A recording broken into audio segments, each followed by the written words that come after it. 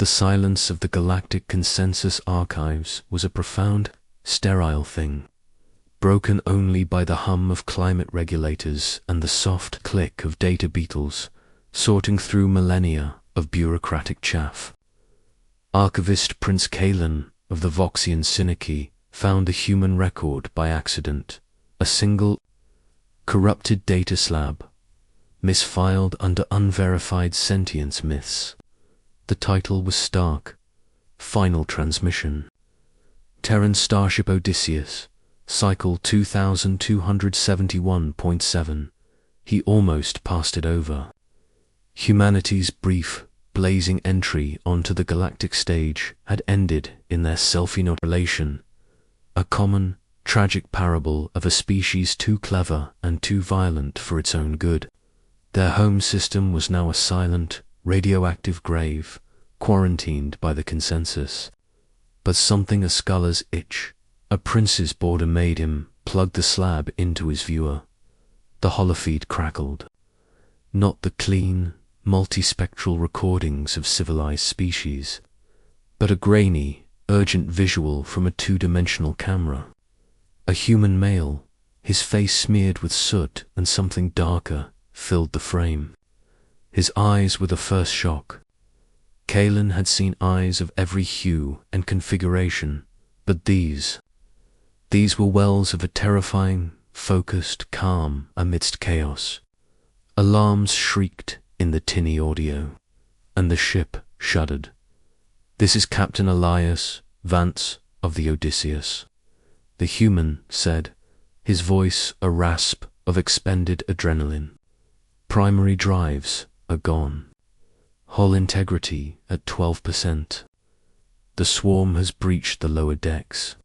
He paused as a thunderous impact rocked the frame. "We engaged the Keloth hive ship at Procyon's Vale.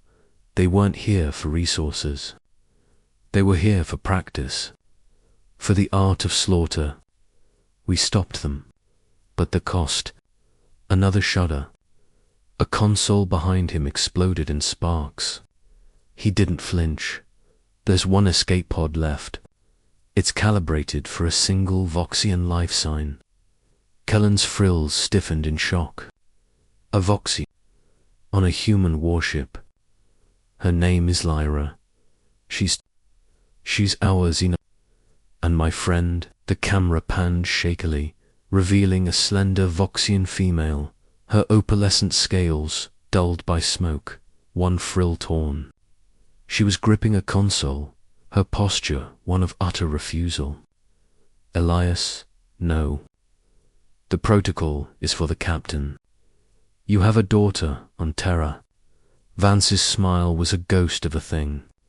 "Anya will understand. Or she'll hate me. But she live. She'll get to be. That's the point, Lyra." He turned back to the camera, his face filling the frame again, closer now. The calm in his eyes had hardened into something absolute, a decision carved in diamond. "To any who find this, know this: humanity was more than the war that killed us. We were stories told at night. We were curiosity that looked at the stars and called them home. We were love that chose sacrifice. This act is not an ending. It is a seed." He reached out not to turn off the recorder, but to touch the screen, as if reaching through time itself. "Lyra, tell them about us. Tell Anya. Tell her I love her to the moon and back. Now, go." The audio captured the hiss of a seal, a muffled Voxian cry of anguish, and the metallic clang of an ejector launch. Then the human was alone. The alarms reached a crescendo. He moved to the mainframe, his hands flying over the controls. "Manual core overload initiated," he stated, his voice now devoid of all fear, filled only with purpose. "Taking the wreckage with me. No trophies for the hive."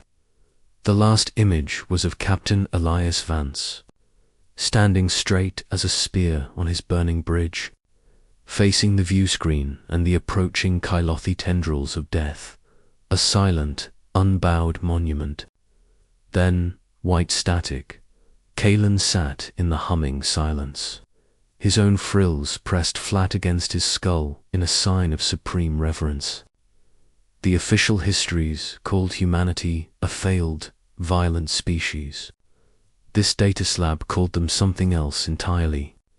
A father, a friend, a captain who gave his enemy only ashes, and his friend the stars. He filed a report. It was dismissed. Sentimental debris from a dead race, the High Archivist scoffed. The Kylothi swarm was eradicated centuries ago by the Consensus Armada. His sacrifice, while dramatic, was irrelevant. But Kalon could not forget the eyes. He copied the data, and though it was forbidden, he found the last known trajectory of the escape pod. The trail was cold, 8 years cold. Pods were small, space was vast. Lyra, if she had survived the pod's lifespan, would be just another refugee, lost in the sprawling, indifferent underbelly of the galaxy. 8 standard cycles later, the Kylothi hive ship emerged from a quantum fissure at the edge of the Gelmara nexus. It was impossible. They were extinct. Yet there it hung, a jagged shard of nightmare, bigger than the records described, its organic hull pulsing with malevolent energy. It did not hail. It did not demand. It simply began to disgorge swarms of screeching, chitinous warriors towards the undefended Nexus world, a planet of gentle artists and philosophers, the Consensus Defense Fleet. A peacekeeping force accustomed to policing smugglers was routed in minutes. Their energy weapons scorched the carapaces of the swarm, but could not stop the tidal wave. Panic, pure and galactic, flooded the networks. This was not an invasion. It was an extermination. Resumed after a centuries-long pause, Prince Kalen watched the live feeds from his archive. Despair a cold stone in his gut. He saw the sleek Consensus cruisers shattered. He saw the Gelmaron spires burn. He saw the swarm, relentless and infinite. And in his mind's eye, he saw a single human, standing on a broken bridge. Then a new signature emerged on the long-range scanners, not from the Nexus, but from the silent, dead expanse beyond it.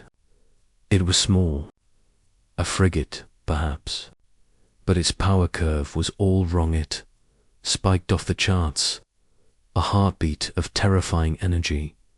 A voice crackled across every open channel, on every frequency. It was not a shout, but a clear, cold, perfectly enunciated statement that bypassed all spoken in flawlessly acidic, galactic common, Kylothi swarm. You are trespassing. On the visual, a ship slid into view. It was not Consensus design.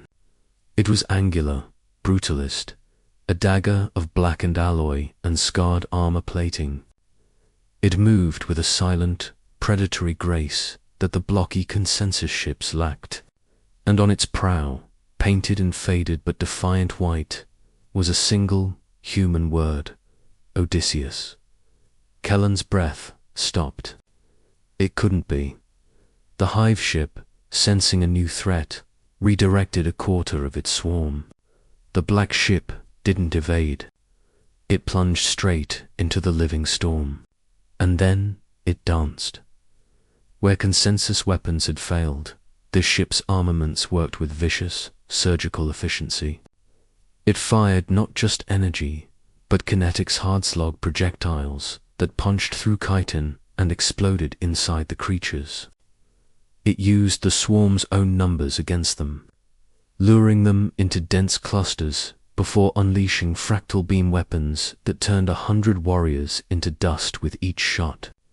Its maneuvers were impossible, reacting not to the swarm's current position, but to its next one, as if it could see the future. Identify. The consensus Commodore sputtered over the general hail. The response came, the same voice, colder now. I am the daughter of a story you tried to forget. I am the return of a debt you refused to acknowledge. Stand clear. The black ship, the Odysseus, broke through the swarm like a spear through rotten cloth and fixed its forward. Batteries on the hive ship's central mass. The Kailothi vessel unleashed its primary biocannon, a beam capable of melting battle plate. The Odysseus didn't raise shields. Instead, a shimmering hexagonal energy field, a technology unknown to the consensus, flared to life before it. The biobeam struck the field and splintered, reflected back along 100 divergent paths, carving the hive ship's own hull into screaming ruin. Silence. The remnants of the swarm drifted, inert. A hatch on the Odysseus opened. A single figure in a form-fitting, armored vac-suit jetted towards the consensus flagship. They were brought aboard, into the main hangar, surrounded by a ring of trembling Voxian and Gelmeron soldiers. The figure removed her helmet. She was human, female, young, her face sharp with intelligence and a grief that had been forged into steel. Her hair was cropped short, her eyes the same wells of terrifying calm that Kalen had seen in the archives. I am Anya Vance, she said, her voice carrying in the dead quiet. Daughter of Captain Elias Vance of the Odysseus. My father's ship is gone, but his mission isn't. From the shadows behind her, another figure stepped forward, a Voxian female, her scales etched with 8 years of hard travel, her eyes holding the wisdom of carried stories and sacred trust. Archivist Prince Kalen felt a sob catch in his throat. Lyra placed a hand on Anya's armored shoulder and spoke to the stunned assembly, her voice the one from the recording, aged but strong. You declared humanity extinct. You were wrong. You dismissed his sacrifice as irrelevant.